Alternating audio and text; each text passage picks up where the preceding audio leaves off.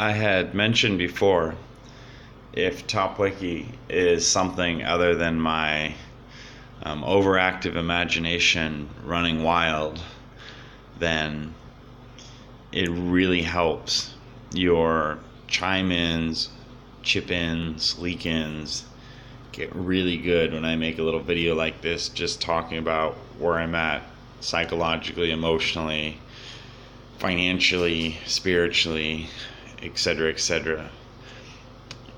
And yeah, so basically what my goal is for the next 3 days, today the 21st, 22nd, 23rd, is to do 2 hours figuring out my visa situation, 2 hours letter to my girly girls learning Khmer, Cambodian, 2 hours personal finances.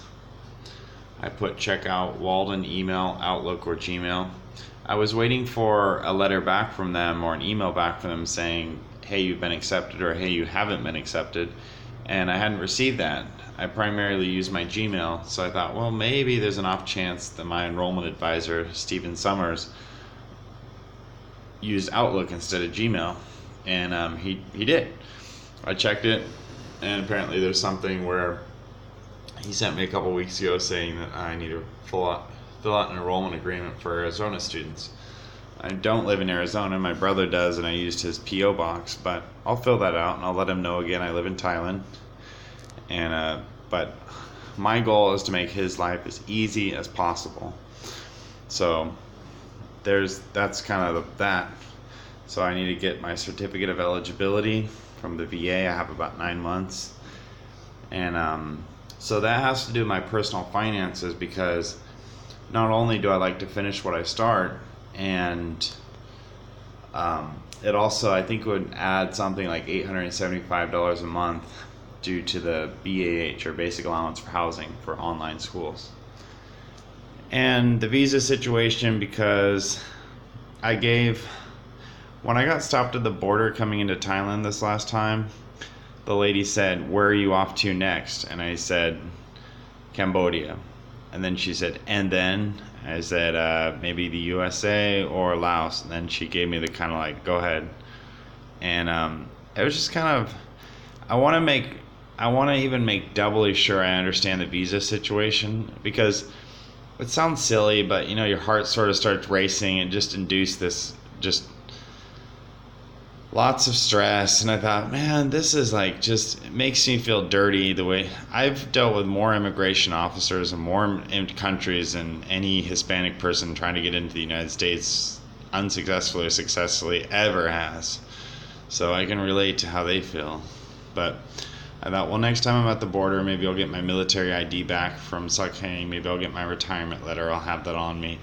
That way, maybe if they put me over into the next room and be like, hey, why are you here for 6-8 months or more, I can be like, here's my situation.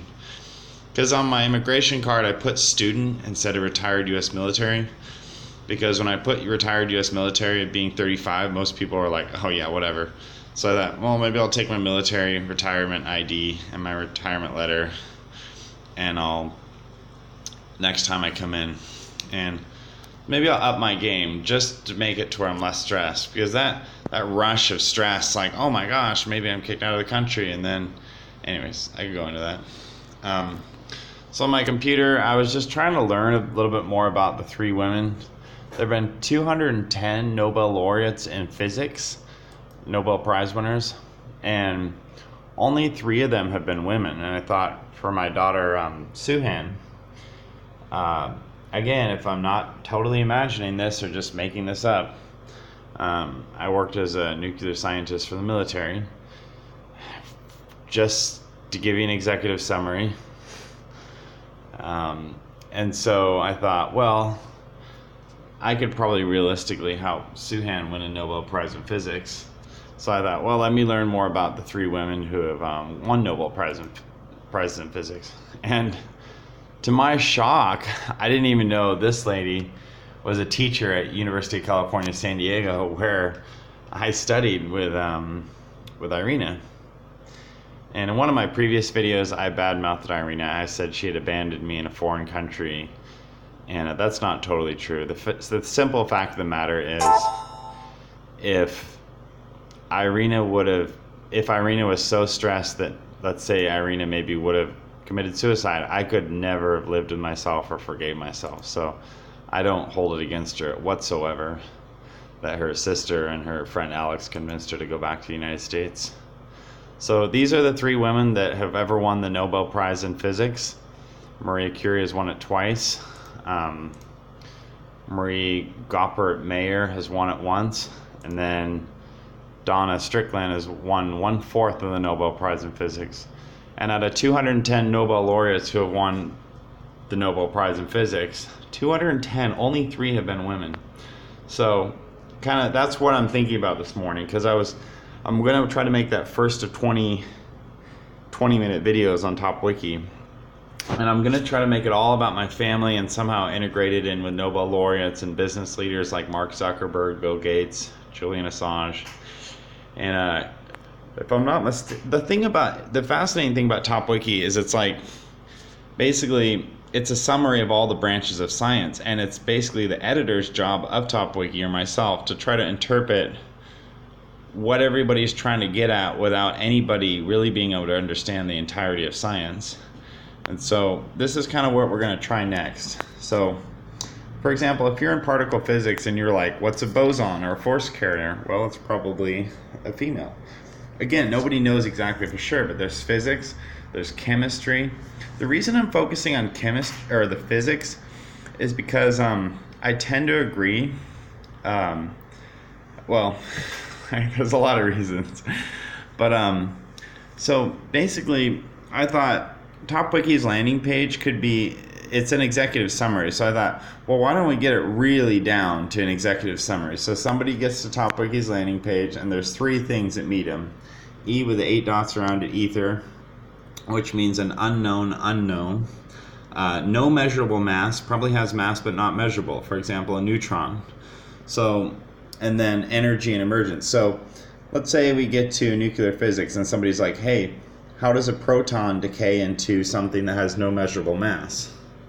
Well, there's a spectrum. And for example, when a proton decays into a neutron, so when a proton, something that easy to measure mass, decays into a neutron, no measurable mass, it's also called transmutation. And so you might ask yourself, okay, let's say through the process of fusion, how does one of the protons decay to a neutron without it giving up mass? Well, it does probably give up mass. It releases a lot of energy, the process of fusion. Remember, energy is hard to measure mass. For example, a photon, which is a form of radiation, has no measurable mass at rest. When it's not at rest, it does have measurable mass. Hard to measure mass, emergence, a noun or noun, a noun verb or a verb, energy, difficult to measure mass. No measurable mass, probably has mass. Remember, a neutron star, very dense, probably has mass, but we cannot measure it. It's unknown unknown. Known unknown, known known. Noun, verb, something other, or ether, other. So then when somebody clicks on this, then, so hopefully even this little doodle will get you closer to some of the things that I learned as a nuclear scientist, and then what you all have been leaking me in. So we have no measurable mass. So basically we have 2 forms of energy, a dominant or a submissive. Now this one isn't measurable. So really what we have is like, think of the MA as being gray and gray. And if those 2 energies meet, the male and female, then the MA becomes dark. Force equals mass times acceleration, or noun. Easy to measure mass.